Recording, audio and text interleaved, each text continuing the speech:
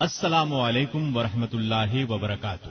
ابو عبیدہ بن جراح رضی اللہ عنہ کے حالات و واقعات سماعت فرمائیں گے، جن کو اسی دنیا میں جنت کی خوشخبری دی گئی۔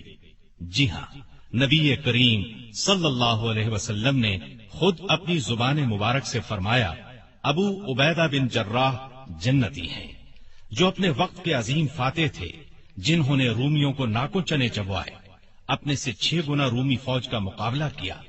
ایک موقع پر رومی لشکر کی تعداد 2.5 لاکھ تھی، جبکہ مسلمان صرف 40,000 تھے۔ اس جنگ میں مسلمانوں کے سپہ سالار ابو عبیدہ بن جراح تھے، جن کے بارے میں نبی اکرم صلی اللہ علیہ وسلم نے ارشاد فرمایا تھا کہ میرے یہ 10 اصحاب جنتی ہیں۔ چنانچہ انہیں عشرہ مبشرہ کا خطاب ملا، یعنی وہ 10 جنہیں دنیا میں جنت کی خوشخبری دے دی گئی۔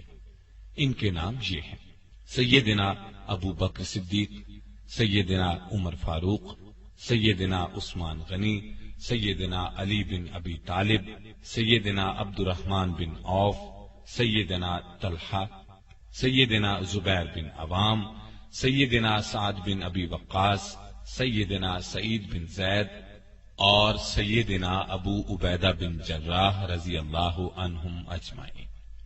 ابو عبیدہ بن جراح رضی اللہ عنہ کو کئی خصوصیات اس کے علاوہ بھی حاصل ہیں۔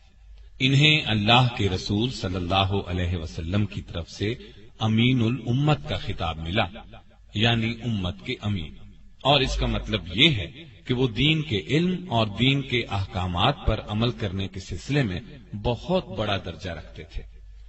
لیکن اس کا یہ مطلب ہرگز نہیں کہ انہوں نے کسی بہت بڑی اسلامی یونیورسٹی سے تعلیم پائی تھی یا کسی بہت بڑے امیر گھرانے میں پیدا ہوئے تھے۔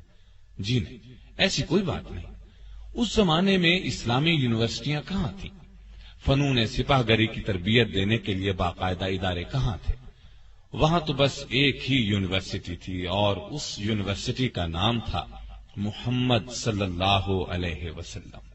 یہ حضرات جو کچھ بھی سیکھتے تھے نبی کریم صلی اللہ علیہ وسلم سے سیکھتے تھے، پھر صحابہ سے سیکھتے تھے۔ ان حضرات نے جتنی کامیابیاں حاصل کی وہ اللہ پر سچے دل سے ایمان لانے کی بنیاد پر کی۔ حقیقت یہی ہے کہ جب کوئی اللہ کے احکامات پر عمل کرنے لگ جاتا ہے تو پھر اللہ اسے دانائی کا ایسا نور عطا کرتا ہے کہ اس کے سبھی کام آسان ہوتے چلے جاتے ہیں۔ اب ذرا غور کریں، جب اللہ کے رسول صلی اللہ علیہ وسلم دنیا میں تشریف لائے تو پورا عرب جہالت کی تاریکیوں میں ڈوبا ہوا تھا۔ وہ لوگ بات بات پر ایک دوسرے کا خون بہانے پر تل جاتے تھے، اور جب ان میں لڑائی چھڑتی تھی تو پھر جلد ختم نہیں ہوتی تھی، بعض اوقات تو سالہ سال جاری رہتی۔ جوا کھیلتے، شراب پیتے، سب سے بڑا عیب ان میں یہ تھا کہ اپنی بیٹیوں کو چنانچہ اسے جنگل میں لے جاتا اور زندہ دفن کر دیتا۔ اس سے بڑا بلکہ سب سے بڑا عیب ان میں یہ تھا کہ بتوں کو پوجتے تھے، بتوں کو اپنا کارساز سمجھتے تھے، ان پر چڑھاوے چڑھاتے تھے، ان کے ناموں کی منتیں مانتے تھے، ان کو اپنا الہ خیال کرتے تھے۔ ان حالات میں وہاں یونیورسٹیاں کہاں ہو سکتی تھی؟ وہاں تو مدرسے بھی نہیں تھے، بچوں کے لیے اسکول بھی نہیں تھے۔ لیکن ہمارے نبی صلی اللہ علیہ وسلم کی آمد نے وہاں کا نقشہ ہی بدل کر رکھ دیا، کایا پلٹ دی۔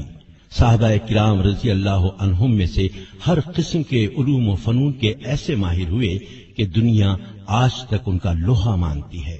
مثلا خالد بن ولید رضی اللہ عنہ کی سپہ سالاری کو لے لیں، انہوں نے 60,000 کے لشکر کا مقابلہ صرف 60 جانبازوں سے کیا اور 60,000 نے شکست کھائی۔ اس سے بڑھ کر مثال کیا ہو سکتی ہے؟ عمر رضی اللہ عنہ کی خلافت کے زمانے میں اسلامی حکومت 22 لاکھ مربع میل پر پھیل چکی تھی، اور اس طرح ان کا حکم چلتا تھا کہ کوئی چوں بھی نہیں کر سکتا تھا۔ لیکن جب یہ مسلمان نہیں تھے تو اپنے باپ کے اونٹ چرایا کرتے تھے۔ یہ سب اسلام کی برکات تھیں کہ وہ اتنی بڑی اسلامی حکومت کے خلیفہ بنے۔ یہی وہ برکت تھی جس نے ابو عبیدہ بن جراح کو امین الامت بنا دیا، اور اس سے بھی بڑھ کر ایک عظیم سپہ سالار بنے جنہوں نے رومیوں کو شکست پر شکست دی۔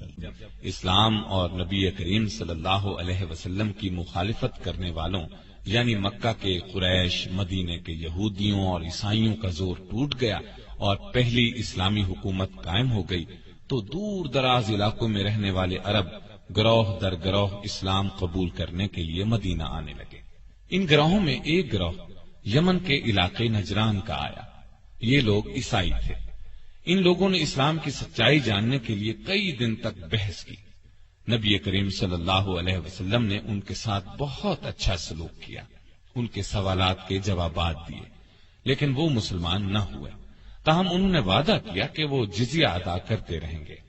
جزیہ ایک قسم کا ٹیکس کہہ لیں جو اسلامی حکومت میں رہنے والے غیر مسلموں سے وصول کیا جاتا تھا۔ اس کے علاوہ انہوں نے یہ درخواست بھی کی کہ ان کے ساتھ کسی ایسے ایماندار آدمی کو بھیج دیا جائے جو ان سے جزیہ وصول کرنے کے ساتھ انہیں دین اسلام کی باتیں بتائے۔ اللہ کے رسول صلی اللہ علیہ وسلم نے فرمایا، ٹھیک ہے، میں تمہارے ساتھ ایک ایسے شخص کو بھیجوں گا جو اس امت کا امین ہے۔ آپ صلی اللہ علیہ وسلم کے یہ الفاظ سن کر سیدنا ابو بکر اور سیدنا عمر رضی اللہ تعالی عنہما جیسے بڑے صحابہ کے دلوں میں خواہش پیدا ہوئی کہ ان نجرانیوں کے ساتھ انہیں بھیجا جائے تاکہ یہ عزت ان کے حصے میں آئے۔ لیکن اللہ کے رسول صلی اللہ علیہ وسلم نے سیدنا ابو عبیدہ بن جراح رضی اللہ عنہ کو کھڑے ہونے کا ارشاد فرمایا اور اس طرح یہ عزت ان کے حصے میں آئی اور وہ امین الامت کہلائے۔ عربی میں امین ایسے شخص کو کہتے ہیں جو بہت دیانتدار ہو، اس کے پاس کوئی امانت رکھوائی جائے تو اس میں خیانت نہ کرے، وعدے کے مطابق اس کو لوٹا دے۔ تو یہ تھا ان کے امین الامت بننے کا واقعہ۔ ہاں، تو میں بتا رہا تھا کہ وہ عشرہ مبشرہ میں سے ہیں۔ ان کا تعلق قریش کی ایک شاخ بنو فہر سے تھا۔ وہ رسول اللہ صلی اللہ علیہ وسلم کے مدینے کی طرف ہجرت فرمانے سے 20 برس پہلے اور ایک روایت کے مطابق 40 برس پہلے مکہ میں پیدا ہوئے۔ ان کا اصل نام عامر تھا۔ ابو عبیدہ ان کی کنیت تھی۔ اولاد کی نسبت سے جو نام مشہور ہو جاتا ہے اس کو کنیت کہتے ہیں۔ ان کے والد کا نام عبداللہ اور دادا کا نام الجراح تھا، اس لیے ان کا نام یہ بنتا ہے ابو عبیدہ بن عبداللہ بن جراح، لیکن وہ مشہور ابو عبیدہ بن جراح کے نام سے ہوئے۔ ان کا سلسلہ نسبت اوپر جا کر رسول اللہ صلی اللہ علیہ وسلم سے جا ملتا ہے۔ ان کی ایک شان یہ ہے کہ یہ سب سے پہلے ایمان لانے والوں میں شامل ہیں۔ سب سے پہلے ایمان لانے والوں کو سابقون الاولون کہتے ہیں۔ اس وقت مسلمان ہونے والوں کو سخت تکالیف دی جاتی تھی۔ کہا جاتا ہے کہ انہوں نے سیدنا ابو بکر رضی اللہ عنہ کے کہنے پر اسلام قبول کیا تھا۔ جس دن یہ مسلمان ہوئے اسی دن ان حضرات نے بھی اسلام قبول کیا تھا۔ سیدنا عبد الرحمن بن عوف، سیدنا عثمان بن مظعون، سیدنا ارقم بن ارقم رضی اللہ تعالی عنہ۔ ان میں عبد الرحمن بن عوف بھی عشرہ مبشرہ میں سے ہیں۔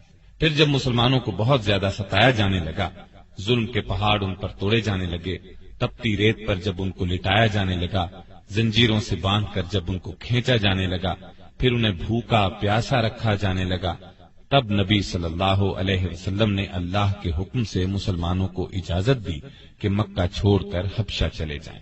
اللہ کی خاطر اس طرح وطن اور گھر بار چھوڑنے کو ہجرت کرنا کہتے ہیں۔ ہجرت کا حکم 5 نبوی میں دیا گیا اور 11 مرد اور 4 عورتیں حبشہ چلے گئے۔ یہ ٹھیک ہے، وہ عیسائی تھا لیکن بہت نیک دل تھا۔ اس نے ان مہاجر مسلمانوں کو اپنے ملک میں رہنے کی اجازت دے دی اور ان کے ساتھ بہت اچھا سلوک کیا۔ یہاں میں آپ کو یہ بھی بتاتا چلوں کہ قرآن مجید کی روح سے عیسیٰ علیہ السلام اللہ کے جلیل القدر پیغمبر تھے۔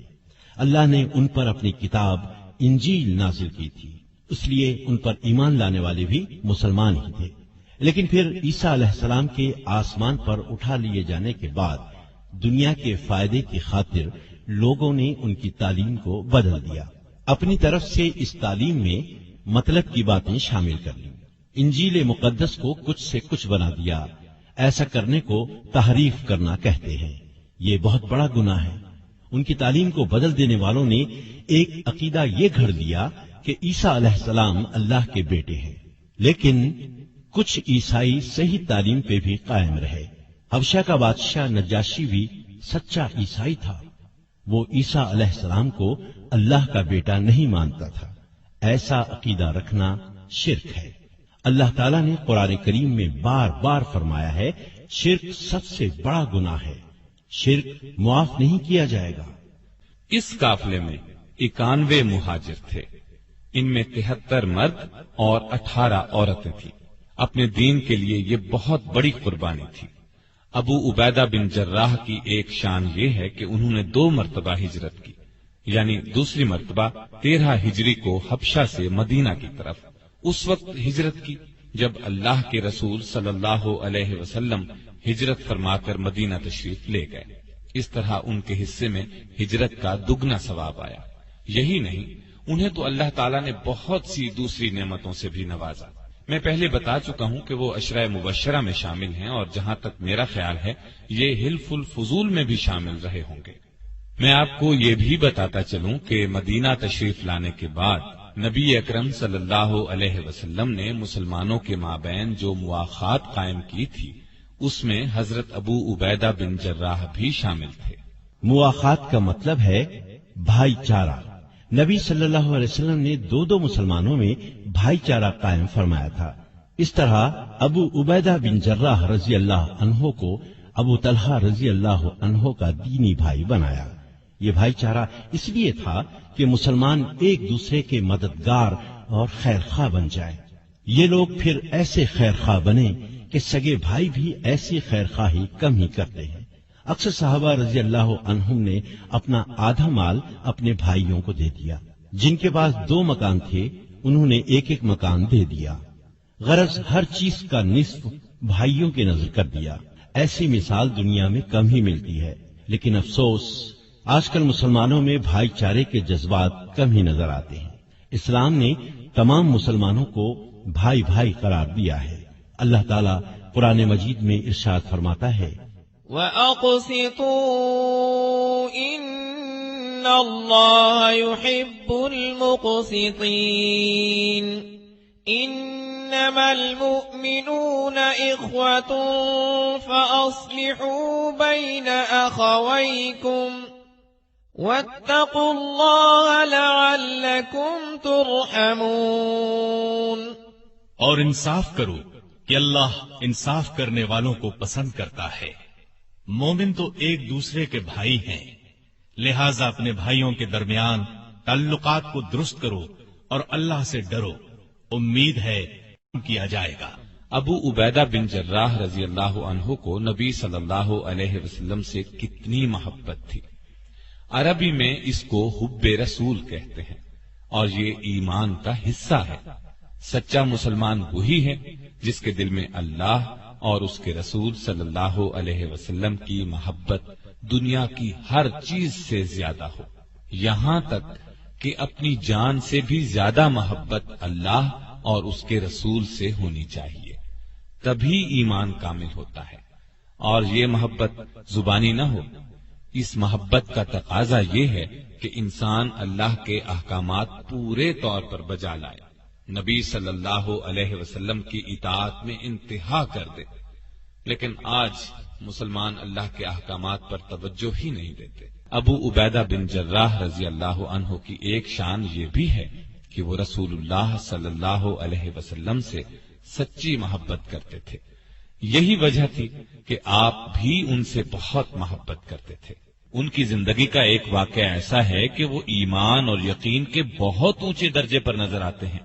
اللہ تعالیٰ قرآن کریم میں فرماتا ہے، لا تجد قوما يؤمنون بالله واليوم الآخر يوادون من حاد الله ورسوله ولو كانوا آباءهم أو أبناءهم أو إخوانهم أو عشيرتهم أولئك كتب في قلوبهم الإيمان وأيدهم بروح منه ويدخلهم جنات تجري من تحتها الأنهار خالدين فيها رضي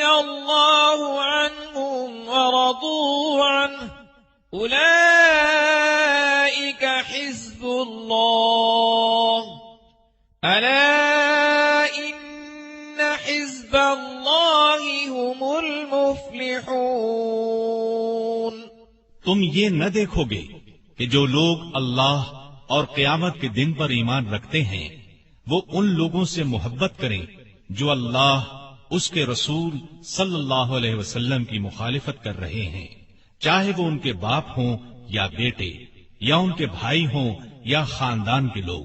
اللہ نے ان کے دلوں میں ایمان پختہ کر دیا ہے اور اپنی طرف سے ایک روح عطا کر کے قوت بخشی ہے۔ وہ انہیں ایسی جنتوں میں داخل کرے گا جن کے نیچے نہریں بہتی ہوں گی، وہ ان میں ہمیشہ رہیں گے۔ اللہ ان سے راضی ہو گیا، وہ اللہ سے راضی ہو گئے۔ وہ اللہ کے طرفدار لوگ ہیں اور اللہ کے طرفدار ہی فلاح پانے والے ہیں۔ یہ اللہ تعالی نے صحابہ رضی اللہ عنہم کی تعریف بیان فرمائی ہے۔ اب اس کی وضاحت میں واقعہ سن لیں۔ غزوہ بدر میں ایسا ہوا کہ ابو عبیدہ بن جراح رضی اللہ عنہ اور ان کے والد عبداللہ بن جراح لڑائی کے دوران آمنے سامنے آ گئے۔ ان کے والد مسلمان نہیں ہوئے تھے اور کافروں کے لشکر میں تھے۔ وہ بہت بڑھ بڑھ کر حملے کر رہے تھے۔ کوئی عام آدمی ہوتا تو باپ کو دیکھ کر پیچھے ہٹ جاتا، لیکن سیدنا ابو عبیدہ رضی اللہ عنہ نے یہ کمزوری نہ دکھائی۔ اپنے باپ کی اس وقت کی حالت کو ذہن میں رکھا، یہ کہ وہ اللہ کا دشمن ہے۔ انہوں نے موقع پاتے ہی بے دھڑک باپ پر وار کر دیا اور اسے قتل کر دیا، اور یہ بات ثابت کر دی کہ انہیں اپنا دین اور ایمان اپنی جان اور دنیا کی ہر چیز سے زیادہ عزیز ہے۔ ایسی اور بھی مثالیں ملتی ہیں۔ بات در اصل یہ ہے کہ وہ لشکر اللہ کے دشمنوں کا تھا اور یہ لوگ اللہ اور اس کے رسول صلی اللہ علیہ وسلم کی محبت میں سرشار تھے۔ ان حالات میں وہ باپ کو کیوں قتل نہ کرتے؟ اور پھر یہ لڑائی مسلمانوں اور کافروں کی پہلی لڑائی تھی۔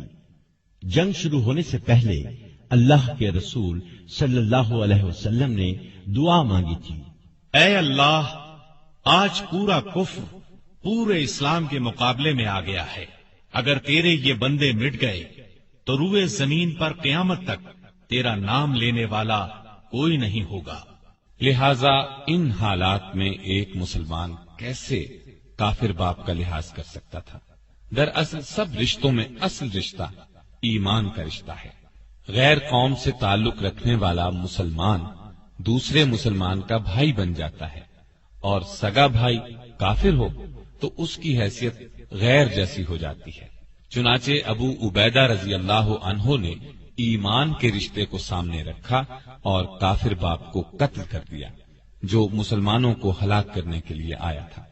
ایک اور واقعہ سناتا ہوں۔ اس سے یہ بات ثابت ہو جاتی ہے کہ سیدنا ابو عبیدہ رضی اللہ عنہ کو رسول پاک صلی اللہ علیہ وسلم سے سچی محبت تھی۔ غزوہ بدر میں شکست کھانے کے بعد اگلے سال 3 ہجری میں مکے کے کافروں نے پھر حملہ کیا اور احد پہاڑ کے قریب مسلمانوں اور کافروں کے درمیان لڑائی ہوئی۔ اس لڑائی کو غزوہ احد کہتے ہیں۔ اللہ کی مدد سے یہ لڑائی بھی پہلے مرحلے میں مسلمانوں نے جیت لی۔ کافر میدان چھوڑ کر بھاگ کھڑے ہوئے۔ اس موقع پر 50 تیر اندازوں سے چوک ہو گئی۔ نبی کریم صلی اللہ علیہ وسلم نے ایک درے پر انہیں مقرر فرمایا تھا اور ہدایت فرمائی تھی کہ درے کو نہ چھوڑنا، کیونکہ اس طرف سے دشمن مسلمانوں پر حملہ کر سکتا تھا۔ جب کافر بھاگے تو ان تیر اندازوں نے درہ چھوڑ دیا اور مال غنیمت سمیٹنے کے لیے میدان کی طرف چلے گئے۔ درے کو خالی پا کر کافر پلٹے اور اس سے گزر کر مسلمانوں کی پشت کی طرف سے حملہ کر دیا۔ اس اچانک حملے سے مسلمانوں کے پاؤں اکھڑ گئے، اس لیے کہ وہ تو مال غنیمت جمع کرنے میں مصروف ہو چکے تھے۔ اب صورتحال ایسی پیدا ہو گئی کہ نبی صلی اللہ علیہ وسلم بھی زخمی ہو گئے۔ ایک پتھر لگنے سے آپ کے سامنے کے 2 دانت شہید ہو گئے، خود کی کڑیاں آپ کے رخسار مبارک میں گڑ گئیں۔ یہ بہت نازک وقت تھا۔ مسلمان پاؤں اکھڑنے کی وجہ سے بکھر گئے، ادھر ادھر بھاگ پڑے۔ ادھر کافروں نے شور مچا دیا کہ ہم نے مسلمانوں کے نبی کا خاتمہ کر دیا، نعوذ باللہ۔ ایسے نازک موقع پر ابو عبیدہ بن جراح اور دوسرے جانثار صحابہ رضی اللہ عنہم نے اپنی جانوں کی پرواہ نہ کرتے ہوئے آپ صلی اللہ علیہ وسلم کی حفاظت کی خاطر سامنے کھڑے ہو گئے، اور جو تیر، نیزہ، پتھر، جو کچھ بھی آیا انہوں نے اپنے جسموں پر اس کو لینا شروع کیا۔ تیر آتے نظر آتے تو وہ اپنے ہاتھ آگے کر دیتے، اپنا سینہ تان دیتے، اور نبی صلی اللہ علیہ وسلم تک کوئی ہتھیار نہ پہنچنے دیتے۔ ابو بکر صدیق رضی اللہ عنہ فرماتے ہیں کہ رسول اللہ صلی اللہ علیہ وسلم کو خطرے میں پا کر میں آپ کی طرف بھاگا تو ابو عبیدہ بن جراح مجھ سے پہلے پہنچ چکے تھے۔ یہ ہاری ہوئی جنگ بھی مسلمانوں نے پھر جیت لی تھی۔ دوسری بار فتح اللہ کی مہربانی، صلی اللہ علیہ وسلم کی بے مثال جرأت اور صحابہ کرام رضی اللہ عنہم کی جانثاری کی وجہ سے ہوئی۔ آپ کی حفاظت کرتے ہوئے 10 صحابہ شہادت کے مرتبے پر فائز ہوئے۔ خود رسول اللہ صلی اللہ علیہ وسلم بہت زیادہ زخمی ہونے کے باوجود ایک چٹان تک تشریف لے گئے۔ یہ کام اس لیے زیادہ مشکل تھا کہ چاروں طرف سے تیر برس رہے تھے۔ مسلمانوں نے جب نبی صلی اللہ علیہ وسلم کو زندہ سلامت دیکھا تو پلٹ پڑے اور کافروں پر اس قدر شدید حملہ کیا کہ انہیں میدان جنگ سے بھگا دیا۔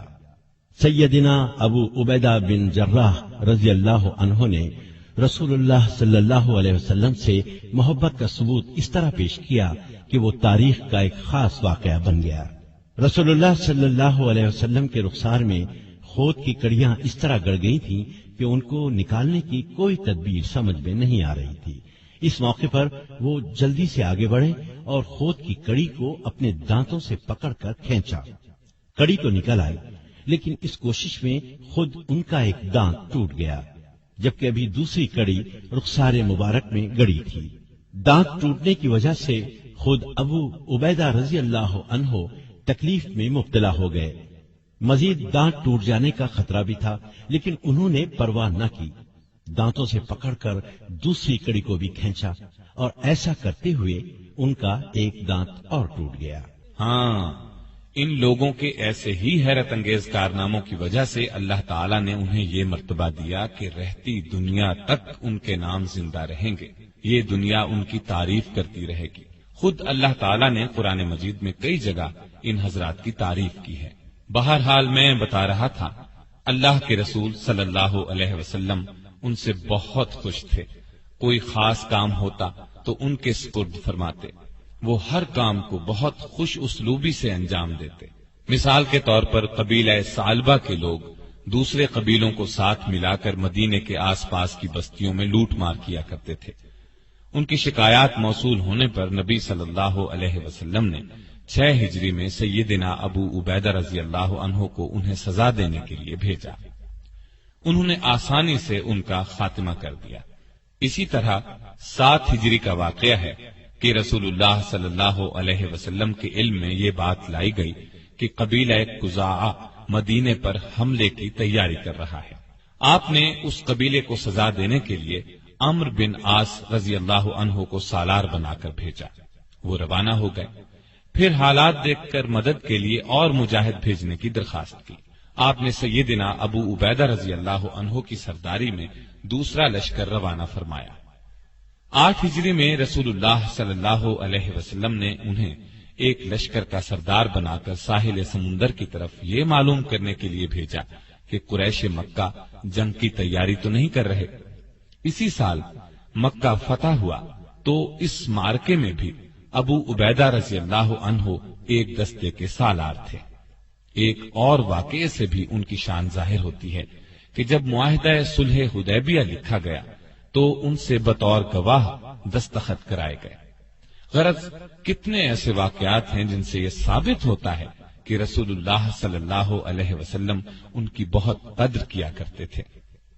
اور بھائی بات یہ ہے کہ نیکی کے راستے میں چلنے والوں کو اللہ تعالیٰ ایک خاص انعام دیتا ہے، ان کے علم اور عقل کی روشنی زیادہ کر دیتا ہے۔ جو بات عام لوگ مشکل سے سمجھتے ہیں یا بالکل سمجھ ہی نہیں پاتے، یہ لوگ اس بات کو نہایت آسانی سے سمجھ لیتے ہیں، ان میں بالکل ٹھیک فیصلہ کرنے کی قوت پیدا ہو جاتی ہے۔ اس طرح ان کے کاموں میں خوب برکت ہوتی ہے اور وہ ترقی کرتے چلے جاتے ہیں۔ اللہ تعالیٰ نے سیدنا ابو عبیدہ بن جراح رضی اللہ عنہ کو شجاعت، امانت اور دیانت کے ساتھ ساتھ دانائی کا نور بھی بہت دیا تھا۔ مشکل ترین مسئلے کو آسانی سے سلجھا لیتے تھے۔ ان میں یہ قابلیت اس وقت اور بھی نکھر کر سامنے آئی جب اللہ کے رسول صلی اللہ علیہ وسلم کے انتقال کے بعد مسلمانوں میں یہ اختلاف پیدا ہوا کہ آپ کا خلیفہ یعنی جانشین کون بنے گا۔ پہلے اس بارے میں بہت اختلاف ہوا۔ رسول اللہ صلی اللہ علیہ وسلم کے خاندان والوں نے یہ خواہش ظاہر کی کہ سیدنا علی رضی اللہ عنہ کو خلیفہ بنایا جائے۔ انصار مدینہ نے یہ چاہا کہ یہ عزت انہیں ملے، خلیفہ ان میں سے لیا جائے۔ انصار مدینہ وہ لوگ ہیں جنہوں نے مسلمانوں اور نبی صلی اللہ علیہ وسلم کی ہجرت کے موقع پر میزبانی کی تھی، ہر طرح ساتھ دیا تھا، ہر قسم کی قربانی دی تھی، لیکن اس طرح گروہی بادشاہت قائم ہوتی۔ بالکل صحیح طریقہ یہ تھا کہ رسول اللہ صلی اللہ علیہ وسلم کا خلیفہ اس شخص کو چنا جائے جو نیکی اور دانائی میں خاص مقام رکھتا ہو، اور یہی بات سب سے اچھی تھی۔ جس وقت خلیفہ کے معاملے پر گرما گرم بحث ہو رہی تھی اور یہ خطرہ پیدا ہو چلا تھا کہ کہیں مسلمانوں میں اختلاف پیدا نہ ہو جائے، اللہ تعالیٰ نے اپنی خاص رحمت کے ساتھ سیدنا ابو بکر صدیق رضی اللہ عنہ کے دل میں یہ خیال ڈالا کہ اللہ کے رسول صلی اللہ علیہ وسلم کا جانشین بننے کا حق اگر کسی کو ہے تو اسے ہے جو تقوی اور دانائی میں سب سے بڑھا ہوا ہے۔ چنانچہ آپ آگے بڑھے اور فرمایا، مسلمانوں، میرے نزدیک تو دو آدمی ایسے ہیں جن میں سے ایک کو رسول اللہ صلی اللہ علیہ وسلم کا جانشین بنایا جا سکتا ہے، ایک عمر بن خطاب رضی اللہ عنہ اور دوسرے ابو عبیدہ بن جراح رضی اللہ عنہ۔ لیکن پھر حضرت عمر رضی اللہ عنہ نے ابو بکر رضی اللہ عنہ کا ہاتھ پکڑ کر ان کے ہاتھ پر بیعت امارت کر لی، اور دوسرے لوگوں نے بھی حضرت عمر کے اس انتخاب کی تائید کی، کیونکہ ایمان و تقوی میں حضرت ابو بکر صدیق سب سے زیادہ ممتاز تھے۔ اور یہ فیصلہ واقعی بالکل درست تھا، اس لیے کہ سیدنا ابو بکر صدیق رضی اللہ عنہ نے خلافت کا منصب سنبھالتے ہی ایسی دانائی اور دلیری سے ملک کا انتظام کیا کہ اس کی مثال نہیں ملتی، جبکہ رسول اللہ صلی اللہ علیہ وسلم کے انتقال کے بعد دشمنوں نے یہ خیال کر لیا تھا کہ بس اب دین اسلام کا خاتمہ ہو جائے گا۔ کچھ بدبختوں نے تو نبوت کا دعویٰ تک کر دیا تھا، کچھ نے دین اسلام کے احکامات ماننے سے انکار کر دیا تھا، ایک طبقے نے زکوٰۃ دینے سے انکار کر دیا تھا۔ حالات ایسے تھے کہ سب اونچے درجے کے صحابہ رضی اللہ عنہم نے انہیں مشورہ دیا تھا کہ ابھی ان باغیوں اور شریروں کو کچھ نہ کہا جائے، لیکن سیدنا ابو بکر صدیق رضی اللہ عنہ نے ان کے خلاف جہاد کیا اور ان سب کو پوری سزا دی۔ ایک اور بڑا اور اہم کام انہوں نے یہ کیا کہ ایران اور روم کی فوجوں سے جہاد کرنے کے لیے مجاہدین کے لشکر روانہ کیے اور شاندار فتوحات حاصل کی۔ یہ دونوں ملک مدینے پر حملہ کر کے اسلامی سلطنت کو پارا پارا کرنے کی تیاریاں کر رہے تھے۔ اس جہاد میں سیدنا ابو عبیدہ بن جراح نے سپاہ سالار کی حیثیت سے شاندار کارنامے انجام دیے۔ اس کی تفصیل یوں ہے، ابو بکر صدیق رضی اللہ عنہ نے 13 ہجری میں لشکر روانہ کیے، سیدنا خالد بن ولید رضی اللہ عنہ کو عراق کی طرف روانہ کیا، سیدنا ابو عبیدہ بن جراح کو ہمس کی طرف اور سیدنا عمرو بن عاص رضی اللہ عنہ کو فلسطین بھیجا۔ شرحبیل بن حسنہ رضی اللہ عنہ کو اردن جانے کا حکم دیا اور سیدنا یزید بن ابی سفیان رضی اللہ عنہ کو دمشق کی طرف بھیجا۔ یہ لشکر اس لیے بھیجے گئے کہ رومی اور ایرانی سلطنتیں مسلمانوں پر حملہ آور ہونے کی تیاریاں کر رہی تھی۔ اسلام سے لڑنے کی اجازت نہیں دیتا کہ اپنی طاقت بڑھائی جائے، اس نے زمین پر فساد پھیلانے کو قتل سے بڑا فتنہ قرار دیا ہے، لیکن ساتھ ہی اپنی حفاظت کو ضروری بتایا ہے۔ اسی سلسلے میں نبی صلی اللہ علیہ وسلم تبوک گئے تھے۔ ابو بکر صدیق رضی اللہ عنہ نے بھی آپ کی اسی سنت پر عمل کیا کہ ان کے حملہ آور ہونے کا انتظار کرنے کے بجائے آگے بڑھ کر ان کا مقابلہ کیا جائے۔ سیدنا ابو عبیدہ بن جراح رضی اللہ عنہ مدینہ منورہ سے روانہ ہوئے تو ان کے ساتھ کوئی بڑی فوج نہیں تھی، لیکن ان کا دل اس یقین سے لبریز تھا کہ دشمن کتنا بھی طاقتور ہو ہمارے سامنے نہیں ٹھہر سکے گا۔ اس یقین کی اصل وجہ اللہ کی امداد پر پورا بھروسہ تھا۔ غزوہ بدر، غزوہ احد، غزوہ احزاب اور غزوہ خیبر میں انہوں نے اس غیبی امداد کو اپنی آنکھوں سے دیکھا تھا۔ رسول اللہ صلی اللہ علیہ وسلم کے زمانے میں لڑی جانے والی ان سب جنگوں میں مسلمانوں کی تعداد کافروں کے مقابلے میں بالکل کم تھی، لیکن فتح مسلمانوں ہی کو حاصل ہوئی۔ دوسری طرف رومی بھی جنگ کی زبردست تیاریاں کر رہے تھے۔ وہ لڑائی میں کچھ کم ماہر نہیں تھے۔ ان کو ہر طرح کی امداد پہنچانے کے لیے ان کی پشت پر ایک بڑی سلطنت تھی۔ بہرحال ابو عبیدہ رضی اللہ عنہ کے راستے میں سب سے پہلے بصرہ کا شہر آیا۔ انہوں نے اس شہر کو نہایت آسانی سے فتح کر لیا۔ رومیوں نے اپنی طرف سے پوری تیاری کر کے مقابلہ کیا تھا۔ بصرہ کے بعد انہوں نے مآب بھی بہت آسانی سے فتح کر لیا۔ یہ ابتدائی فتوحات سیدنا ابو عبیدہ رضی اللہ عنہ نے اللہ کی مدد اور ایمانی جذبے ہی سے حاصل کی۔ ان دو مقامات کی فتح کے بعد آپ جابیہ پہنچ کر رک گئے تاکہ اندازہ لگا سکیں کہ رومی اب کیا کرنے والے ہیں۔ ادھر دو جنگیں ہارنے کے بعد رومی ہوشیار ہو گئے تھے۔ پہلے وہ اس خوش فہمی میں مبتلا تھے کہ مسلمان ہمارے مقابلے میں ہیں ہی کیا، لیکن اب انہیں اندازہ ہوا کہ ان کا مقابلہ معمولی انسانوں سے نہیں ہے۔ چنانچہ انہوں نے ایک جگہ جمع ہو کر بھرپور مقابلے کی تیاریاں شروع کر دی۔ دوسری طرف ابو عبیدہ بن جراح رضی اللہ عنہ نے بھی حالات کا اندازہ لگا کر دربار خلافت کو رومیوں کی تیاریوں اور ارادوں کی خبر دی اور مدد مانگی۔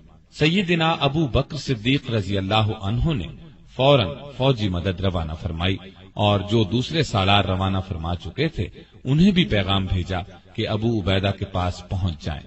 ایسا ہی حکم آپ نے خالد بن ولید کو بھی بھیجا، یعنی وہ بھی عراق سے شام پہنچ جائیں۔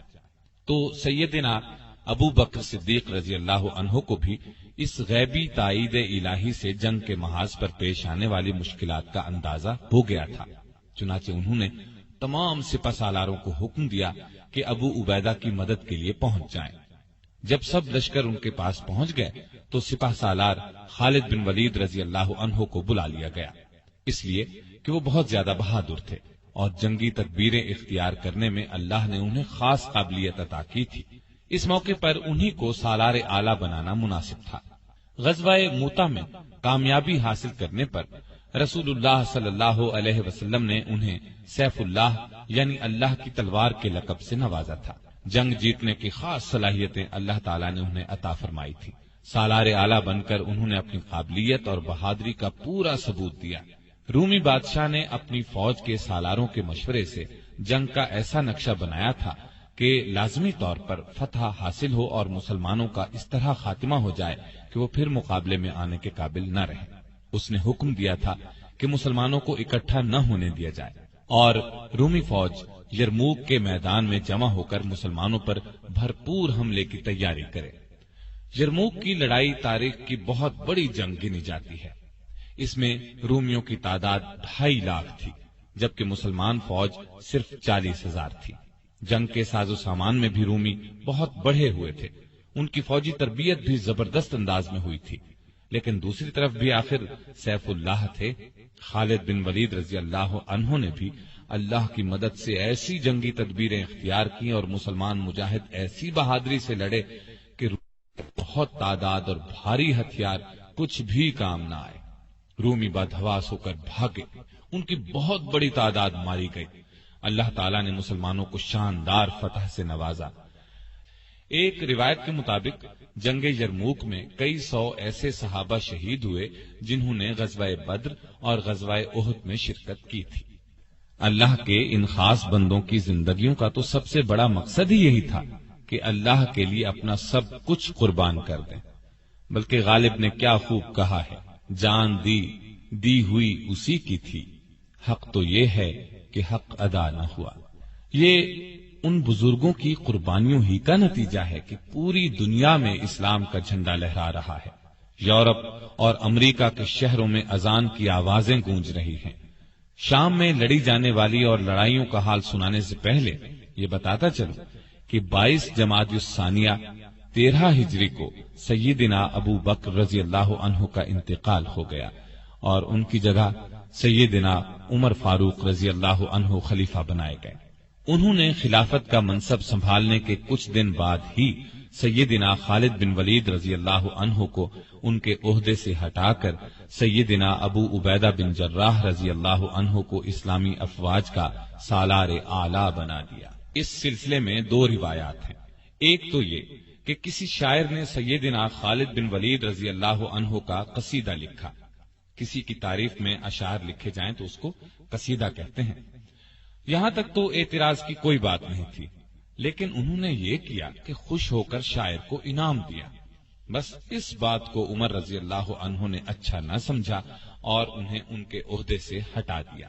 دوسری وجہ یہ بیان کی جاتی ہے کہ سیدنا خالد بن ولید رضی اللہ عنہ کی بہادری اور جنگی سوجھ بوجھ کی وجہ سے لوگ یہ خیال کرنے لگے تھے کہ مسلمانوں کو جو فتوحات پر فتوحات ہو رہی ہیں وہ انہی کی وجہ سے ہو رہی ہیں، جبکہ صحیح عقیدہ یہ ہے کہ جو کامیابی بھی حاصل ہوتی ہے وہ اللہ تعالی کی مہربانی سے حاصل ہوتی ہے۔ سیدنا عمر رضی اللہ عنہ نے انہیں عہدے سے ہٹا کر ثابت کر دیا کہ لوگوں کا خیال غلط ہے۔ اس دوسری وجہ کی زیادہ تائید آئی ہے، یعنی وہ شاعر والی بات شاید درست نہ ہو، یہ بات واقعی تھی۔ خود عمر رضی اللہ عنہ سے جب بعض اصحاب نے اس بارے میں پوچھا کہ آپ نے خالد کو سپہ سالاری سے کیوں معزول کیا تو انہوں نے فرمایا تھا، میں نے کسی ناراضی کی وجہ سے ایسا نہیں کیا، اور پھر انہوں نے دوسری وجہ ہی بیان کی۔ چنانچہ جو ہی انہیں خلیفہ کا حکم ملا انہوں نے فوراً اپنا عہدہ ابو عبیدہ بن جراح رضی اللہ عنہ کو سونپ دیا اور خود ایک عام مجاہد کی طرح جہاد میں حصہ لیتے رہے۔ لطف کی بات تو یہ ہے کہ یہ حکم انہیں اس وقت ملا جب وہ تاریخی شہر دمشق کا محاصرہ کیے ہوئے تھے۔ ایک روایت یہ بھی ہے کہ یہ حکم جنگ یرموک کے موقع پر دیا گیا۔ یرموک کی جنگ جیتنے کے بعد مسلمان مجاہدوں نے جس طرح اپنی کوششوں کو آگے بڑھایا، اس سے ان کی عظمت اور دانائی ثابت ہوتی ہے۔ روم کا بادشاہ ہرقل ایک بہت بڑی سلطنت کا مالک تھا۔ صرف ایک جنگ ہار جانے سے اس کی طاقت ختم نہیں ہو گئی تھی، ایک جنگ ہار کر اس کا پارا اور چڑھ گیا تھا اور اس نے مسلمانوں کو شکست دینے کی ٹھان لی تھی۔ چنانچہ وہ شام کے بڑے شہر ہمس پہنچ گیا اور مسلمانوں پر بھرپور حملے کی تیاریاں کرنے لگا۔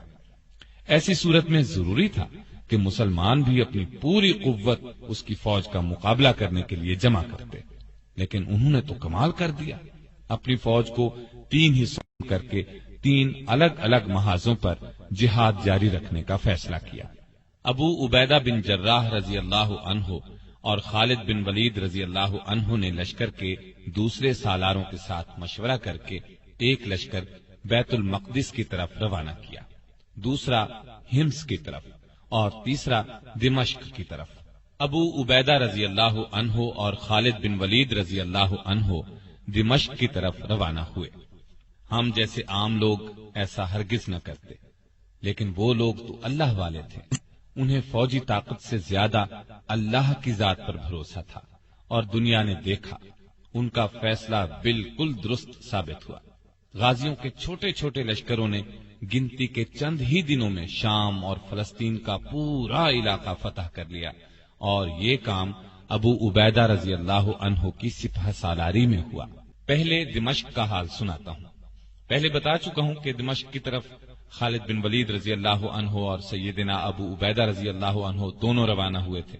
یہ شہر رومیوں کا گڑھ تھا، یہاں انہوں نے کافی فوجی طاقت جمع کر رکھی تھی، لیکن جب اسلامی لشکر وہاں پہنچا تو رومیوں کو میدان میں نکل کر مقابلہ کرنے کی جرأت ہی نہ ہوئی۔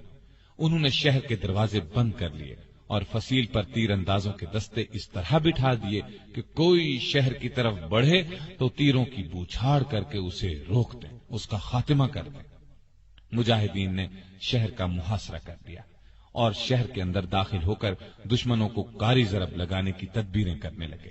آخر سیدنا خالد بن ولید رضی اللہ عنہ اپنے دستے سمیت فصیل پار کر کے شہر میں داخل ہو گئے۔ ادھر اس کے ساتھ دوسری طرف رومیوں کے سپہ سالار نے صلح کی بات چیت شروع کر دی۔ دونوں سالاروں نے اس شرط پر صلح کر لی کہ رومی شہر کا دروازہ کھول دیں گے اور مسلمان شہریوں کو کسی طرح کا نقصان نہیں پہنچائیں گے، ان کی جانیں، عزت، آبرو، مال محفوظ رہیں گے۔ اب یہ عجیب صورتحال پیدا ہوئی کہ ایک طرف خالد رضی اللہ عنہ لڑتے ہوئے آگے بڑھ رہے تھے اور دوسری طرف ابو عبیدہ بن جراح صلح کا جھنڈا اٹھائے آگے بڑھ رہے تھے۔ دونوں کی ملاقات شہر کے درمیان میں ہوئی۔ جب خالد بن ولید رضی اللہ عنہ کو معلوم ہوا کہ ابو عبیدہ بن جراح رضی اللہ عنہ شہریوں کو امان دے چکے ہیں تو انہوں نے جنگ سے ہاتھ روک لیے اور کوئی بڑا نقصان ہوئے بغیر دمشق پر مسلمانوں کا قبضہ ہو گیا۔ اللہ تعالی نے قرآن کریم میں فرمایا ہے، حق آیا، باطل مٹ گیا اور باطل تو ہے ہی مٹنے کے لیے۔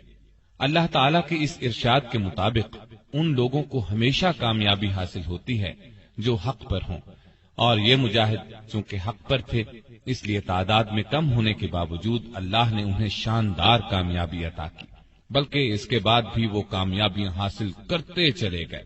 دمشق فتح کرنے کے بعد مخل، بیسان، ہمس اور لازقیہ جیسے کئی اور شہر انہوں نے نہایت آسانی سے فتح کر لیے۔ رومی جہاں بھی مسلمانوں سے لڑنے کے لیے جمع ہوتے، مجاہدین کے لشکر وہیں پہنچ جاتے اور ان کا غرور خاک میں ملا دیتے۔ ان لڑائیوں میں لازقیہ کی لڑائی اس لحاظ سے خاص ہے کہ اس میں ابو عبیدہ رضی اللہ عنہ کی اعلیٰ درجے کی جنگی قابلیت اور ذہانت سے فتح حاصل ہوئی۔ قیصر روم کے حکم سے اس شہر میں رومیوں نے بہت بڑی طاقت جمع کر رکھی تھی۔ سیدنا ابو عبیدہ رضی اللہ عنہ کو ان کے اجتماع کی خبر ملی تو آپ لشکر لے کر تیزی سے وہاں پہنچ گئے اور رومیوں نے اس طرح شہر کے دروازے بند کر لیے جس طرح دمشق کے بند کیے تھے۔ مسلمانوں نے شہر کا محاصرہ کر لیا، لیکن آس پاس کا علاقہ ایسا تھا کہ اس شہر کا محاصرہ زیادہ دن جاری نہیں رکھا جا سکتا تھا۔ ان سب باتوں پر غور کرتے ہوئے ابو عبیدہ رضی اللہ عنہ نے مجاہدین کو حکم دیا کہ وہ شہر سے کافی دور جا کر خندقیں کھود لیں اور یہ کام ایسی احتیاط سے کریں کہ رومیوں کو اس کا پتہ نہ چلے۔ یہ حکم پورا کیا گیا۔ جب کام مکمل ہو گیا تو دوسرا حکم یہ دیا کہ مجاہد بڑی بڑی ٹولیاں بنا کر لشکر سے نکلیں، اس طرح کہ رومی انہیں جاتے ہوئے دیکھیں۔ لشکروں سے نکل کر مجاہدین کی یہ ٹولیاں خندقوں میں چھپ جائیں اور جب نعرہ تکبیر بلند ہو تو بہت تیزی سے نکل کر شہر پر حملہ کر دیں۔ چنانچہ اس حکم پر بھی عمل کیا گیا۔ مسلمان بڑی بڑی ٹولیوں میں جانے لگے۔ رومیوں نے خیال کیا وہ محاصرہ اٹھا کر جا رہے تھے۔ جب انہیں اپنے طور پر یہ اندازہ ہو گیا کہ مسلمانوں کا پورا لشکر محاصرہ اٹھا کر چلا گیا ہے تو شہر کے دروازے کھول دیے۔ شہر کے دروازے کھلتے ہی نعرہ تکبیر بلند ہوا۔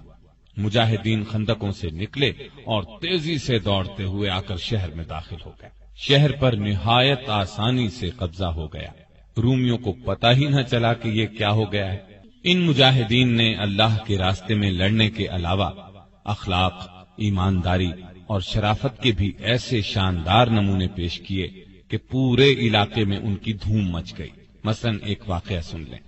جب دربار خلافت سے حکم ملا کہ سب مجاہد ایک جگہ جمع ہو جائیں، آپس میں مشورہ کر کے کسی کو سالار چن لیں اور ایک لشکر بن کر رومیوں کا مقابلہ کریں، تو سیدنا ابو عبیدہ بن جراح رضی اللہ عنہ اس وقت تک کئی شہر فتح کر چکے تھے۔ ان شہروں میں کچھ ایسے بھی تھے جنہوں نے جزیہ دینا منظور کیا تھا اور لڑائی کے بغیر مسلمانوں کو فاتح مان لیا تھا۔ جزیہ ایک ٹیکس ہے جو اسلامی سلطنت میں رہنے والے غیر مسلموں سے اس شرط کے ساتھ وصول کیا جاتا ہے کہ مسلمان ان کی حفاظت کریں گے۔ ان لوگوں نے جزیہ بھی ادا کر دیا تھا۔ خلیفۃ المسلمین کا حکم ملنے کے بعد مسلمانوں کو یہ علاقے چھوڑنے پڑے تو ان شہروں کے باشندوں کو جزیے کی ساری رقم لوٹا دی اور ان سے کہا چونکہ اب ہم تمہاری حفاظت کی شرط پوری نہیں کر سکتے، اس لیے یہ رقمیں اپنے پاس رکھنے کا بھی ہمیں کوئی حق نہیں ہے۔ ہمارے ان بزرگوں کی تو تمام زندگیاں ہی ایسی ہیں کہ ان کی مثال ہی نہیں ملتی۔ وہ صحیح معنوں میں اللہ پر ایمان رکھتے تھے اور اس کے احکامات پر عمل کرتے تھے، اپنوں پرایوں سب سے اچھا سلوک کرتے تھے، لوگوں کی غلطیاں معاف کر دیا کرتے تھے، زمین پر عاجزی سے چلتے تھے، کسی سے کوئی وعدہ کرتے تو اس کو پورا کرتے، اللہ کے سوا کسی سے نہیں ڈرتے تھے، نہ کسی کو اس کا شریک ٹھہراتے تھے، نہ اس کے سوا کسی کو حاجت روا سمجھتے تھے، وہم اور تاریک خیالی سے دور تھے۔ وہ ہمیشہ زندگی کا روشن پہلو دیکھتے تھے اور یہ روشنی دوسروں تک پہنچاتے تھے۔ وہ کشادہ دل اور بلند حوصلہ تھے۔ ان کی بہادری اور دانائی ان کے اچھے اعمال ہی کا انعام تھی۔ ہاں، تو میں کہہ رہا تھا کہ جب مسلمانوں کو خلیفہ کی طرف سے یہ حکم ملا کہ وہ سب مجاہد ایک جگہ جمع ہو جائیں تو انہوں نے ان شہروں کا جزیہ واپس کر دیا، کیونکہ وہاں سے رخصت ہو جانے کی وجہ سے وہ ان کی حفاظت نہیں کر سکتے تھے۔ ادھر روم کے بادشاہ ہرقل کو پکا یقین تھا کہ وہ بہت آسانی سے ان چند ہزار مجاہدین کا خاتمہ کر دے گا جو شام اور فلسطین میں داخل ہوئے ہیں، اور پھر اتنی ہی آسانی سے مدینے کی اسلامی سلطنت کا خاتمہ کر دے گا۔ لیکن اس کا اندازہ بالکل غلط ثابت ہوا۔ اسے تو لینے کے دینے پڑ گئے۔ اس نے سنبھل کر کئی بار مسلمانوں کا مقابلہ کرنے کی کوشش کی، لیکن وہ کہیں بھی پاؤں نہ جما سکا۔ ہر محاذ پر اسے منہ کی کھانا پڑی۔ آخرکار وہ اس علاقے کو جو سلطنت روما کا مشرقی حصہ کہلاتا تھا ہمیشہ کے لیے چھوڑ کر قسطنطینیہ کی طرف فرار ہو گیا۔ قسطنطینیہ اس کی سلطنت کے مغربی حصے کا دارالحکومت تھا۔ ہرقل کے فرار کے بعد سیدنا ابو عبیدہ بن جراح رضی اللہ عنہ نے مقدس شہر بیت المقدس فتح کرنے کا ارادہ کیا۔ اس وقت تک وہ شام کے قریباً تمام بڑے چھوٹے شہروں پر قبضہ کر چکے تھے۔ خالد بن ولید رضی اللہ عنہ اور لشکر کے دوسرے سالاروں سے مشورہ کر کے انہوں نے پہلے عمرو بن عاص رضی اللہ عنہ کو بیت المقدس بھیجا اور پھر خود بھی وہاں پہنچ گئے۔ اس شہر کی حفاظت کرنے والی رومیوں کی فوج مسلمانوں کی مسلسل فتوحات کی خبریں سن کر پہلے ہی ہمت ہار چکی تھی۔ چنانچہ جیسے ہی ابو عبیدہ رضی اللہ عنہ وہاں پہنچے، شہر کے مذہبی پیشواؤں یعنی رہنماؤں نے پیغام بھیجا۔ وہ پیغام یہ تھا، اگر مسلمانوں کے خلیفہ عمر بن خطاب رضی اللہ عنہ خود بیت المقدس آئیں تو ہم لڑے بغیر شہر کی کنجیاں ان کے حوالے کر دیں گے۔ یہ سن کر ابو عبیدہ بن جراح رضی اللہ عنہ نے کہا، اس سے اچھی بات کیا ہو سکتی ہے کہ ہمارا ایک بھی مجاہد نہ مارا جائے اور بھی کوئی نقصان نہ ہو اور شہر پر ہمارا قبضہ بھی ہو جائے۔ پھر انہوں نے رومیوں کا یہ پیغام عمر رضی اللہ عنہ کی خدمت میں بھیج دیا۔ عمر رضی اللہ عنہ کو یہ پیغام ملا تو وہ بیت المقدس جانے کے لیے تیار ہو گئے۔ آپ بیت المقدس کی طرف روانہ ہوئے اور اس طرح روانہ ہوئے کہ اپنے ساتھ صرف اپنے غلام کو لے کر چلے۔ آج کل کے بادشاہ کہیں جاتے ہیں تو ان گنت حفاظتی انتظامات کیے جاتے ہیں، حفاظتی دستہ ساتھ جاتا ہے، لیکن وہ صرف اپنے ایک غلام کو لے کر چل پڑے۔ اور اس سے بھی بڑھ کر مزے کی بات یہ ہے کہ ان کے پاس اونٹ بھی ایک ہی تھا، دو اونٹ بھی نہیں تھے، لہٰذا وہ باری باری اونٹ پر سواری کر رہے تھے۔ پہلے عمر رضی اللہ تعالی عنہ نے اگر سواری کی تو پھر غلام نے سواری کی، غلام کی باری ختم ہوئی تو عمر رضی اللہ عنہ کے اونٹ پر بیٹھنے کی باری آئی۔ اس طرح باری باری اونٹ کی سواری کرتے آخر وہ بیت المقدس کے نزدیک پہنچ گئے۔ پر لطف بات یہ ہے کہ جب بیت المقدس نزدیک آیا تو اس وقت اونٹ پر سواری کرنے کی باری غلام کی تھی اور مسلمانوں کے خلیفہ اونٹ کی مہار پکڑے پیدل چلے آ رہے تھے۔ شہر کا دروازہ قریب آنے پر غلام نے کہا بھی، دروازہ نزدیک آ چکا ہے، اب اونٹ پر آپ سوار ہو جائیں۔ اس پر عمر رضی اللہ عنہ نے فرمایا کہ سنیں، باری آپ کی ہے، لہذا اونٹ پر آپ ہی بیٹھے رہیں۔ غلام نے کہا، وہ لوگ کیا سوچیں گے؟ عمر رضی اللہ عنہ نے فرمایا، کوئی پرواہ نہیں، ہمیں جو کچھ بھی عزت ملی ہے اسلام کی بدولت ملی ہے، نہ کہ سواری یا لباس سے۔ اور پھر اسی حالت میں مسلمانوں کے دوسرے خلیفہ عمر فاروق رضی اللہ عنہ شہر کے دروازے پر پہنچے۔ وہاں عیسائی اور مسلمانوں کی فوج کے سپہ سالار ابو عبیدہ رضی اللہ عنہ اور دوسرے سالار موجود تھے۔ چشم فلک نے یہ نظارہ دیکھا، آقا اونٹ کی مہار پکڑے چلے آ رہے ہیں اور غلام اونٹ پر سوار ہے، اور یہ نظارہ دیکھتے ہی بیت المقدس کے مذہبی پیشواؤں نے شہر کی چابیاں ان کے حوالے کر دی۔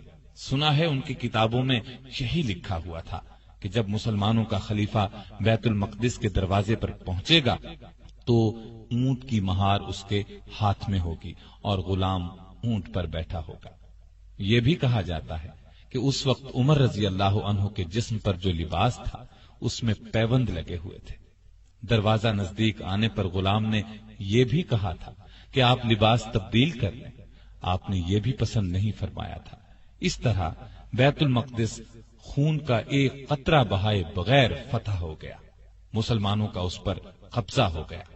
عمر رضی اللہ عنہ نے ابو عبیدہ رضی اللہ عنہ کو اس پورے علاقے کا والی یعنی گورنر مقرر فرمایا اور خود مدینے لوٹ گئے۔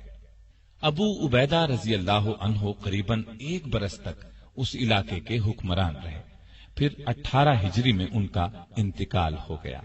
ان کی وفات طاعون کی بیماری سے ہوئی۔ آپ اس وقت اموس کے مقام پر تھے، وہاں یہ وبائی مرض پھیل گیا۔ عمر رضی اللہ عنہ نے انہیں وہاں سے کہیں اور منتقل ہونے کا مشورہ دیا، لیکن آپ وہیں رہے اور فرمایا موت وقت سے پہلے نہیں آ سکتی۔ ہاں، ان کے 2 بیٹے تھے، ایک کا نام یزید اور دوسرے کا عمیر تھا۔ یہ دونوں لاولد فوت ہوئے اور یوں ابو عبیدہ بن جراح رضی اللہ عنہ کی نسل آگے نہیں چلی۔ لیکن اصل چیز تو ان کے اچھے اعمال تھے جن کا ثواب قیامت تک انہیں ملتا رہے گا۔ اور یہ بات بھی اچھی طرح سمجھ لینی چاہیے کہ انسان کا اصل کام نیکی کے راستے پر چلنا اور برائیوں سے بچنا ہے۔ ایسا کرنے والے دین اور دنیا کی نعمتیں خوب حاصل کرتے ہیں، ان کے لیے کامیابیوں کے دروازے کھلتے چلے جاتے ہیں۔ سیدنا ابو عبیدہ رضی اللہ عنہ اور ہمارے دوسرے بزرگوں کو اسی راستے پر چل کر شاندار کامیابیاں حاصل ہوئیں۔ وہ عظیم جرنیل اور عظیم فاتح بنے، اور سب سے بڑی بات یہ ہے کہ انہیں دنیا میں ہی اللہ کے رسول صلی اللہ علیہ وسلم نے جنتی ہونے کی عظیم ترین خوشخبری سنائی۔